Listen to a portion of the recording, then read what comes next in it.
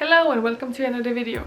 Today it's a sit down video because I wanted to share with you my experience with quitting caffeine. So I had been a coffee drinker for about 10 years. So I started drinking it when I was like 15, 16, and I remember when I had my very first cup of coffee, my heart started racing like crazy and I went to my room and I didn't want to tell anyone and I just sort of experienced it, and then next day I had another cup and then the palpitations went away and I became more and more addicted. So then obviously that just carries on. You get used to it, you get used to the influence of caffeine on your body and also the habit of having that brew. So as of yesterday, it's been 2 months since I started quitting caffeine, and I've not actually had a full cup of coffee or tea since a week or almost 2 weeks of those 2 months, and I'll explain why in a minute. So firstly, I will talk about why would I even want to quit, right? Because if you think about it, the whole world runs off caffeine.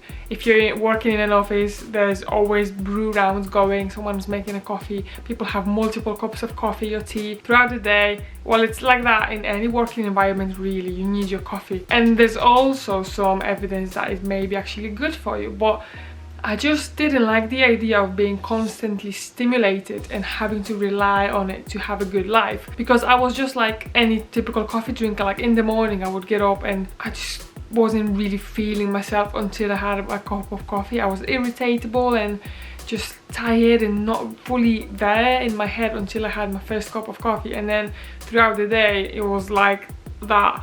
Like between my cups of coffee I would fluctuate and feel good and bad, and I just didn't want that. And also the fact that caffeine actually doesn't give you energy as such, it puts you in a stress mode. Caffeine makes your body think there's a stressful situation going on, it produces this stress hormone.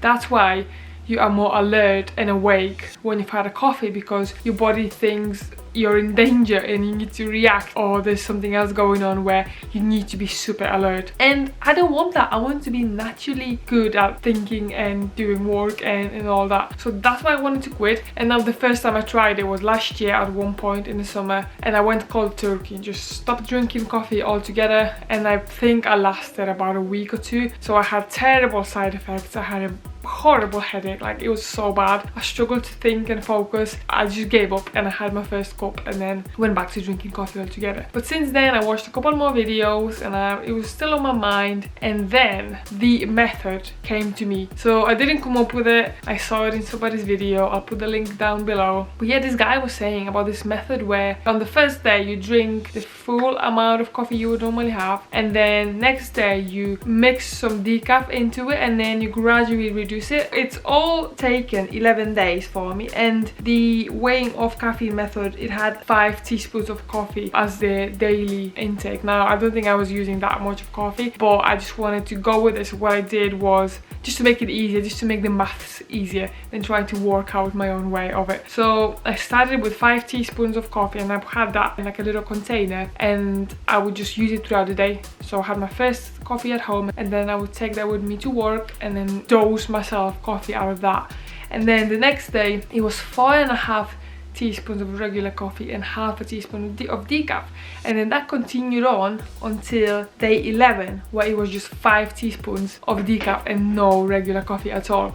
And now the good thing about this method is that you are not getting rid of the habit. Just like with smoke, you know, any other addiction like that, it's not even just about the effects that substance has on your body, but also just the habit of doing that thing.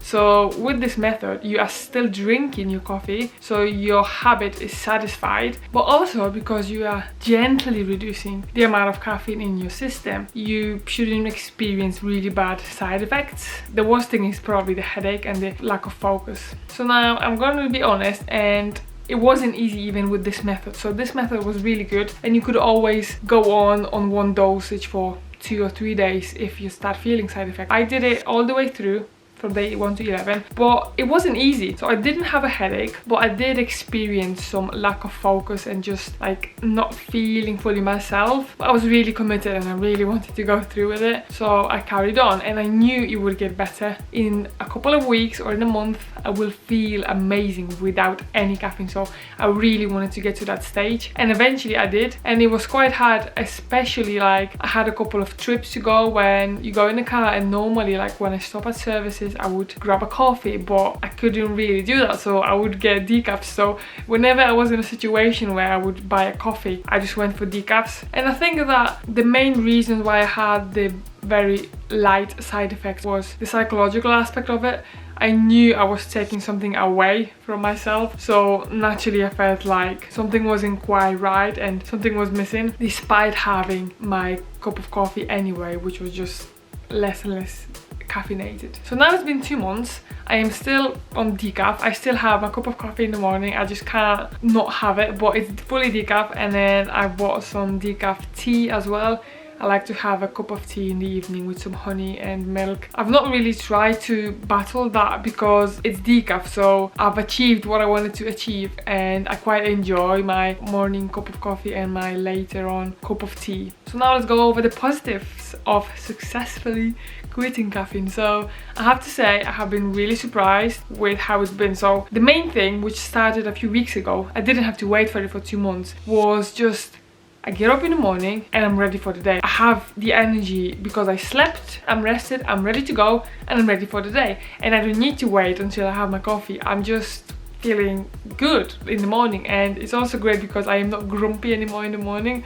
I used to be quite just not very easy to be around in the morning before my coffee, and that stays throughout the day, which is incredible. Throughout the day I feel pretty much the same energy levels and focus, and I don't need to think, oh, I need to have my coffee because I'm starting to feel a bit I finish doing something and then I'm ready to get going again. I think I may be sleeping well as well. Well, to be honest, I'm pretty sure I am. So I have been going to bed a bit earlier than I used to, and I think that's naturally because I don't have that late cup of tea or like 4 o'clock coffee anymore. I'm in bed between 10 and 11 when I used to sometimes stay up until like 1 o'clock and then get up for work, and like I don't know how I used to function like that. I get my body the rest it needs and then I'm ready for the day. Something that really surprised me was that I am actually able to extend my day without coffee. So for example, I had a work trip where I was driving for like 6 hours and then I did some work. I had to do some filming actually. And then, yeah, I got to my hotel, I went and had some dinner, and then I went back to the hotel and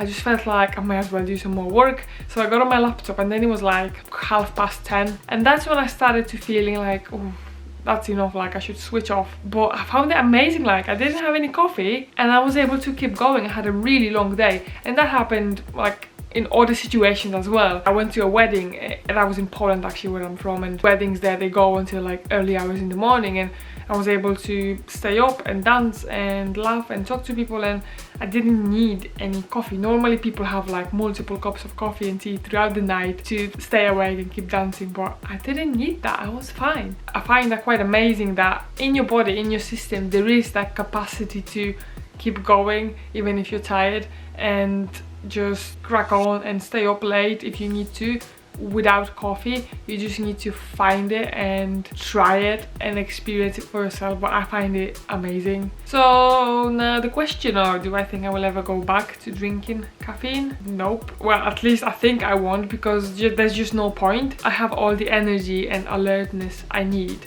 without caffeine, so why would I want to put it in my body and stress it out and get addicted again? Okay, so I think that's it for this video. Thank you very much for watching, and especially if you made it all the way to the end. If you have any questions about quitting caffeine and more about my experience, just let me know in the comments below and I'll make sure to respond to you. Don't forget to leave a like and subscribe if you enjoyed this video, and I think that's all.